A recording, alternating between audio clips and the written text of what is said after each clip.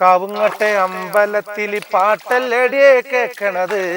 നേരം വേളുത്തടി പെണ്ണെ കട്ടൻ തിളപ്പിക്ക് പെണ്ണാളെ. നേരം വേളുത്തടി പെണ്ണെ കട്ടൻ തിളപ്പിക്ക് പെണ്ണാളെ.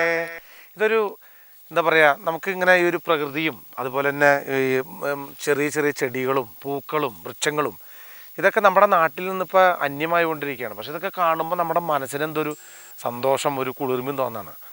അത്തരത്തിലുള്ളൊരു മണ്ണിൻ്റെ മണമുള്ള ഒരു പടം ഇപ്പം ഞാൻ അടുത്ത് ചെയ്തത് മലയാളി എന്ന് പറഞ്ഞ പടമാണ്. അതിനകത്തൊരു കർഷകൻ തന്നെയാണ്, പക്കാ കർഷകൻ. ഈ കർഷകനെ സംബന്ധിച്ചിടത്തോളം ഞാൻ ഓർക്കാനുണ്ട്, എൻ്റെ അച്ഛനൊക്കെ എന്താ പറയുക, പുഴയിൽ പോയി കുളിക്കുമ്പോൾ ഒരു പ്രത്യേക താളാണ്. ഈ നമ്മൾ ഈ ടവലെടുത്തിട്ട് ഇതുകൊണ്ട് സോപ്പ് ഉണ്ടാവില്ല. എൻ്റെ അച്ഛൻ മണമുള്ള സോപ്പിട്ട് കുളിച്ചിട്ടില്ല. അച്ഛൻ ഈ ബാറ സോപ്പ്, അതായത് 501 ബാറ സോപ്പ് എന്ന് പറഞ്ഞ സോപ്പുണ്ട്. ഈ സോപ്പ് എടുത്തിട്ട് മൊത്തം ശരീരത്തിൽ തേക്കണം. ഈ നമ്മുടെ ഈ ഇത് തോർത്തിൽ തേച്ചിട്ട് ആൾ ഡങ്ക് ടക്കട്ട് ടങ്ക് ടക്കട്ട് ഡങ്ക് ടക്കട്ട് ടങ്ക് ടക്കട്ട് ഡങ്ക് ടക്ക് ടക്കട്ട് ഡങ്ക് ടക്ക് ടക്കട്ട് ഡിങ്ക് ടക്ക് ടക്കട്ട് ഡിങ്ക് ടക്ക്. ശരിക്കും പറഞ്ഞ ഒരു എന്താ ഡാൻസ് ട്രൂപ്പ് പോണ മാതിരി അച്ഛൻ്റെ കുളി. നമ്മളിത് കണ്ട് ചെറുപ്പത്തിൽ ഇങ്ങനെ നോക്കിയിരിക്കും. എൻ്റെ അച്ഛൻ്റെ കൈക്ക് നല്ല തൈമ്പാണ്. ആ തൈമ്പെന്ന് വെച്ചിട്ടുണ്ടെങ്കിൽ ആൾ എനിക്ക് തോന്നുന്നത് ഈ തോർത്ത് പിഴിയുമ്പോൾ ഇങ്ങോട്ട് പിഴിഞ്ഞിട്ട് അതിൽ നിന്ന് വെള്ളം പോണ പോക്കുണ്ട്.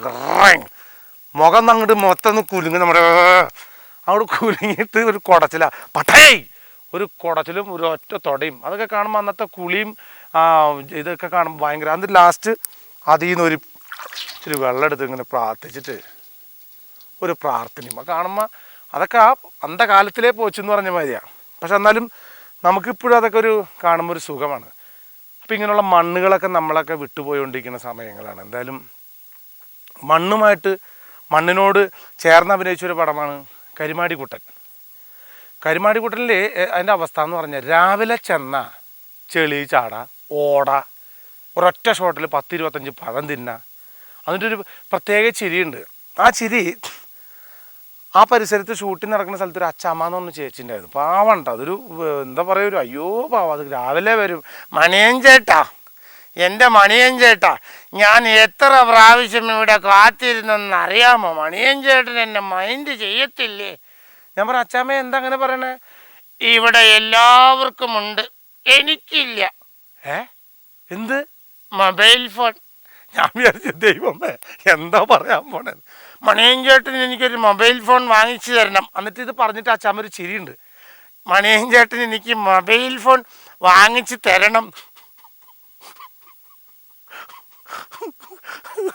ഈ ചിരിയാണ് കരിമണിക്കൂട്ടലിൽ ഞാൻ കാണിച്ചിട്ടുള്ളത്. ആ അച്ചാമ്മയുടെ ചിരി തന്നെ. വിനയൻ സാറ് പറഞ്ഞ, എടാ ആ ചിരി ഒന്ന് നോക്കിക്കോടാ കൂട്ടാ, നല്ലതാ, കണ്ടുപഠിച്ചേ കേട്ടോ, നമുക്കത് വേണമെങ്കിൽ നമുക്ക് സിനിമയിലേക്ക് എടുക്കാം. അങ്ങനെയാണ് ആ ചിരി കരിമാടിക്കൂട്ടൽ കാണിച്ചത്. ആ കരിമാടിക്കൂട്ടലിൽ ഒരു സീൻ ഇപ്പോഴും ഞാൻ ഓർക്കുന്നുണ്ട്. ഒരു പട്ടീനെ മദ്രാസിൽ നിന്ന് കൊണ്ടുവന്നൊക്കെ അഭിനയിപ്പിക്കാൻ. പട്ടി തമിഴൻ, ഞാൻ മലയാളി.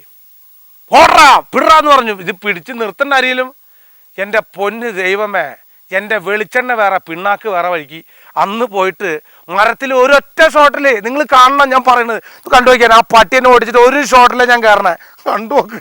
ചാഞ്ഞു കുത്തി ചരിച്ചിട്ട് കുത്തിയിട്ടും ചത്തില്ല ചാലക്കുടിക്കാരൻ.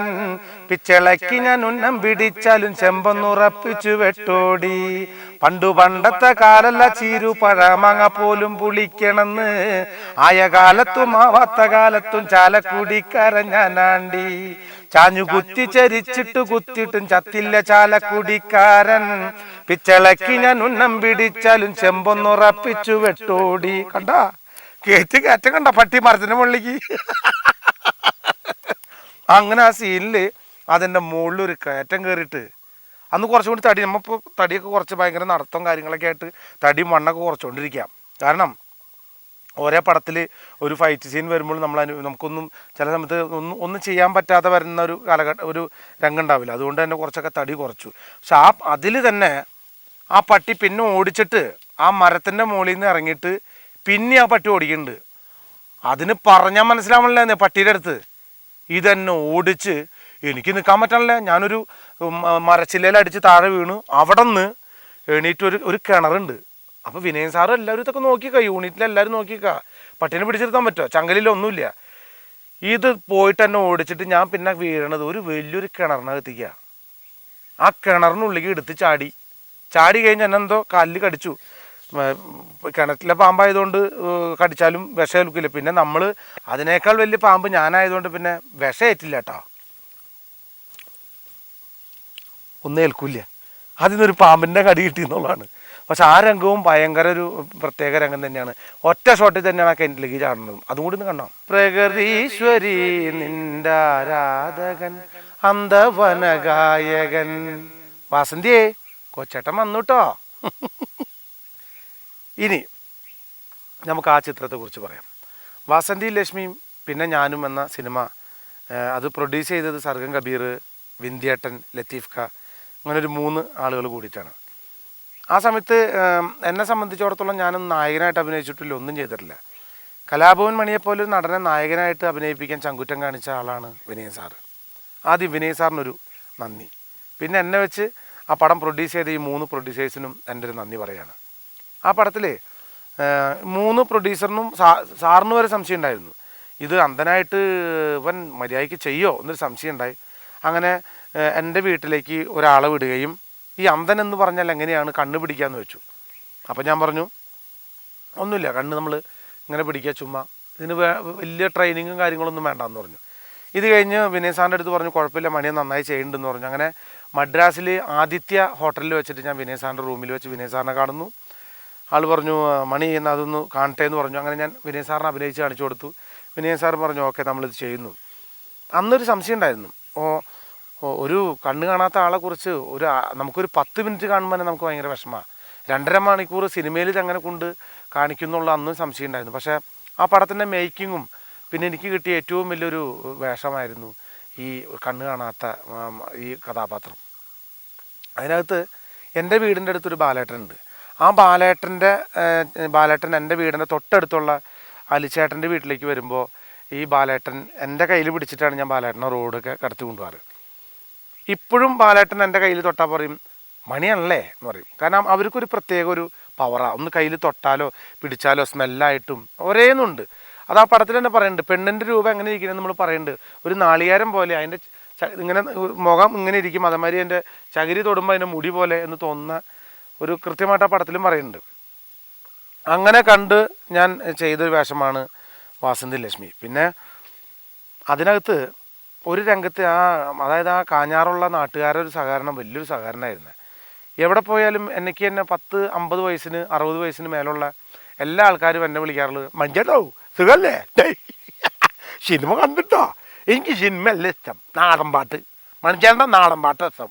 ഒട്ടുമിക്ക അമ്മമാർ എന്നെ കാണുമ്പോൾ കണ്ണു അറിയും, എൻ്റെ മോനെ നിന്നെ കാണുമ്പോൾ മനസ്സിന് എന്ത് സമാസുഖാടാ, നീ ഓരോ ടി വിയിൽ ഓരോന്നൊക്കെ പറയുമ്പോൾ ഈ വിഷമിപ്പിക്കണതൊന്നും പറയില്ലേ, ഒരുവിധ അമ്മമാരെന്നോട് പറയാറുണ്ട്.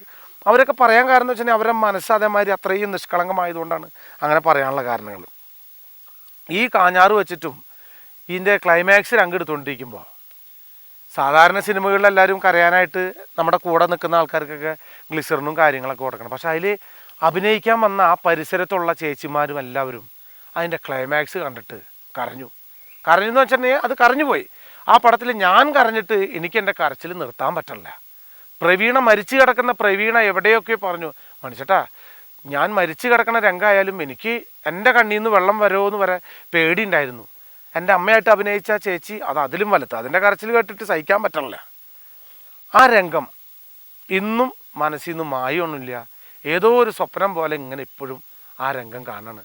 എൻ്റെ മൂക്കിൽ നിന്നും വായേന്നും എനിക്കൊന്നും പറയാൻ പറ്റില്ല, അത് നിങ്ങൾ കണ്ട് എന്നെ മനസ്സിലാക്കുക. എനിക്ക് റോട്ടിൽ കൂടെ പോകുമ്പോൾ ഒരു ആംബുലൻസ് പോവുകയാണെങ്കിൽ ഞാൻ അപ്പം നെഞ്ചത്ത് കഴിക്കും, ദൈവമേ മരിച്ചിട്ടില്ല മരിക്കാത്ത ആളാണെങ്കിൽ ജീവനുള്ള ആളാണെങ്കിൽ അതിൻ്റെ അസുഖം മാറ്റി കൊടുക്കണേ എന്ന് പറയും. പിന്നെ അതേമാതിരി ഒരു കാലിന് സുഖമില്ലാത്ത ആൾ നടന്നു പോകണമെങ്കിൽ ഞാൻ പറയും അയ്യോ എനിക്കിതൊന്നും കാണാൻ പറ്റില്ല. കണ്ണ് കാണാത്ത ഒരാൾ പോകണമെങ്കിൽ ഞാൻ പറയും ഇറങ്ങിയൊന്നും നടത്തി റോഡ് ക്രോസ് ചെയ്ത് കൊടുത്തു വിടാനായിട്ട് ഞാൻ ഒരുപാട് എനിക്ക് അങ്ങനെയുള്ള ചില ആളുകളെ കണ്ട ഭയങ്കര വിഷമമാണ്. ഞാൻ ഒരു ടൂറ് പോയപ്പോൾ മറ്റേ ആലത്തൂർ വെച്ചിട്ടൊരു പ്രായമായിട്ടുള്ള ആളാണ്. ആ ആളുടെ ഒരു ചെറിയൊരു ഓലക്കൂടില്ല, ഒരു റോഡിൻ്റെ സൈഡിലാണ്, ഭിക്ഷക്കാരനാണ്. ഞാൻ പറഞ്ഞു നമുക്ക് നിർത്തി ഇതൊന്ന് കണ്ടിട്ട് പോകാമെന്ന് പറഞ്ഞു. അങ്ങനെ ഞങ്ങൾ വണ്ടി ഒതുക്കിയിട്ട് ആ ഭിക്ഷക്കാരൻ എന്ന് പറഞ്ഞത് തെറ്റിദ്ധരിക്കരുത്, അതിൻ്റെ അകത്ത് കയറി നോക്കിയപ്പോൾ പച്ച മീൻ വെറുതെ വേവിച്ചിട്ട് വെച്ചേക്കാം. ഞാൻ ചോദിച്ചു എന്നറിയോ? ഇല്ല, ഞാൻ ഈ സിനിമയിലൊക്കെ അഭിനയിക്കുന്ന ആളാ. അല്ല ഓരോ പടങ്ങളിലൊക്കെ എൻ്റെ ഇതൊക്കെ കണ്ടിട്ടുണ്ടോ, സിനിമകൾ കണ്ടിട്ടുണ്ടോ? ഇല്ല. അപ്പം എന്നെ അറിയില്ലേ? അറിയില്ല എന്ന് പറഞ്ഞില്ലേ? ഭക്ഷണം വല്ലതും കഴിച്ചോ? കഴിച്ചിട്ടില്ല, ഭക്ഷണം കഴിച്ചിട്ടില്ല. അത് എവിടെയോ ഒരു നനവ് വന്ന പോലെ തോന്നണം. അങ്ങനെ എൻ്റെ കയ്യിലുള്ള കുറച്ച് പൈസ ഞാൻ കയ്യിൽ കൊടുത്തു. ഞാൻ കയ്യിൽ കൊടുത്ത് ഇറങ്ങുമ്പോഴും എന്നെ ആൾക്ക് അറിയില്ല, എന്നെ കണ്ട ഭാവില്ല എന്നുള്ള. അങ്ങനെ ഒരുപാട് സ്ഥലങ്ങളിൽ നമ്മൾ ഓരോ ആളുകളെ കാണുമ്പോൾ സ്വന്തമായിട്ട് നമുക്ക് മനസ്സിൽ എവിടെയൊക്കെയോ വിഷമം ഇങ്ങനെ വിതുമ്പാറുണ്ട്.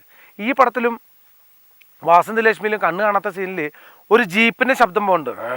എന്ന് പോകുമ്പോൾ ഈ ജീപ്പ് ശബ്ദം പോകുമ്പോൾ ഈ അന്തം കാണിക്കുന്നുണ്ട്. പോലീസ് വണ്ടി അന്വേഷിച്ചിട്ട് പാവം കൈ തൊഴുത. കാരണം ഒരു ജീപ്പ് പോണ രംഗത്ത് അത് പോലീസായിരിക്കും, അല്ലാതെ ജീപ്പിൽ വരില്ലല്ലോ. അപ്പോൾ ഓരോ മൈൻഡുകൾ നമ്മൾ അത് കൃത്യമായിട്ട് പഠിച്ചിട്ടാണ് വാസന്തി ലക്ഷ്മിയിലും നമ്മൾ ചെയ്തേക്കണം. അതിനകത്ത് കുറേ സീനുകളുണ്ട്, ഞാനത് മുഴുവനായിട്ട് പറയണില്ല. അതിൽ ഒരു ആലിൻ്റെ ചോട്ടിലിരുന്ന് ഞാൻ പാട്ട് പാടുമ്പോൾ എൻ്റെ ചേട്ടൻ വന്നിട്ട് തല്ലി എന്നെ താഴേക്ക് വലിച്ചിടുന്ന സീനുണ്ട്. ആ സീനും കൂടി കണ്ടിട്ട് നിങ്ങൾ നമുക്ക് ഇന്നത്തെ ഈ ഒരു എൻ്റെ ഈ എന്താ പറയുക, ഞാൻ പറയുന്നതിൽ വിഷമം ഉണ്ടാവും, സന്തോഷം ഉണ്ടാവും, പിന്നെ അതുമാതിരി കോമഡി ഉണ്ടാവും, ഒക്കെ ഉണ്ടാവും. ഈ രംഗം കണ്ടു കഴിഞ്ഞാൽ നിങ്ങൾക്ക് തോന്നും അതിൽ നിന്നൊരു വലിച്ചിടുന്ന രംഗത്ത് തന്നെ നടു വെട്ടി അലച്ച് വരിക താഴെ വീണത്.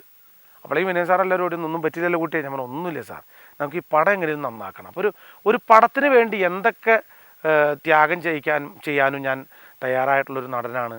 അത് നിങ്ങൾ വിജയിപ്പിക്കുമ്പോൾ, ആ പടം കണ്ട് നിങ്ങൾ വിജയിപ്പിക്കുമ്പോൾ ഉണ്ടാകുന്നൊരു സന്തോഷം, അതാണ് ഒരു കലാകാരൻ്റെ ഏറ്റവും വലിയ സന്തോഷം എന്ന് പറയുന്നത്. ഇന്നത്തെ ഈ രംഗം ഇവിടെ അവസാനിക്കുമ്പോൾ നിങ്ങൾക്ക് ഞാനിപ്പോൾ എന്താ ഒരു ഗിഫ്റ്റ് തരാമെന്ന് ആലോചിക്കുകയാണ്. പൂവാടി പെണ്ണപ്പൂരത്തിന് സെറ്റും മുണ്ടെടുത്തോളൂ, കടും ചോപ്പുള്ള കുപ്പയമിട്ടോളൂ, കണ്ണിൽ കരിവാരി ചാക്കോലങ്കട്ടൊരു മോറാവും, നെറ്റിയിൽ ചന്ദനപ്പൊട്ടും കുങ്കുമം കൊണ്ടൊരു നെറ്റിക്കുറി. പൂവാടി പെണ്ണപ്പൂരത്തിന് സെറ്റും മുണ്ടെടുത്തോളൂ, കടും ചോപ്പുള്ള കുപ്പയം ഇട്ടോളൂ. അപ്പോൾ നമ്മൾ ഇന്നത്തേത് അവസാനിക്കുകയാണ്. അപ്പോൾ നിങ്ങൾക്ക് ഊണൊക്കെ കഴിക്കേണ്ട സമയമായി. ഞാനൊരു സ്പെഷ്യൽ സാധനം പറഞ്ഞുതരാം, അത് ഉണ്ടാക്കുക. നല്ല മാങ്ങ എടുക്കുക, മാങ്ങ എടുത്തിട്ട് അതിൽ നല്ല പച്ചമുളകും പിന്നെ കുറച്ച് തേങ്ങ ചിരണ്ടിയതും എടുത്തിട്ട് ഇത് മൂന്നും കൂടി ചതയ്ക്കുക. നന്നായിട്ട് ചതച്ചിട്ട് കുറച്ച് അതിനകത്ത് കറിവേപ്പില കുറച്ചിട്ടേക്ക്, അത് ചതച്ചിട്ട് അങ്ങനെ അങ്ങോട്ട് അരച്ചെടുത്തിട്ട് അതിൽ ആദ്യമായിട്ട് ഈ മാങ്ങയുടെ കൂടെ തന്നെ കുറച്ച് ചെറുനാരങ്ങ ഉപ്പൊക്കെ ചേർത്തിട്ട് ആ ചെറുനാരങ്ങ പിഴിയാം. എന്നിട്ട് 2 വെളുത്തുള്ളി അതും ചതച്ചിട്ട് ഇങ്ങനെ കൂട്ടി കുഴച്ചിട്ട് ഇത് നമ്മുടെ ചോറിൻ്റെ സൈഡിൽ വെച്ചിട്ട് ഈ ചോറും ഇതും കൂടിയിട്ട് എടുത്തിട്ട് മാങ്ങ കുറച്ച് പുളിയുണ്ടെന്ന് പറഞ്ഞാൽ എന്നാലും അത് കൂട്ടി ഭക്ഷണം കഴിച്ചിട്ട് സുഖമായിട്ട് കിടന്നുറങ്ങിക്കോട്ടോ. ഉമ്പായി കുച്ചാണ്ട് പാണം കത്തണുമാ, വയല പൊട്ടിച്ച് പാപ്പുണ്ടാക്കണുമാ, വയറ് കത്യാളി എൻ്റെ കൊടല് കത്തണുമാ, പ്രാണം പെടഞ്ഞിട്ട് ദൈവേ ഓണം പഴാർക്കണുമാ.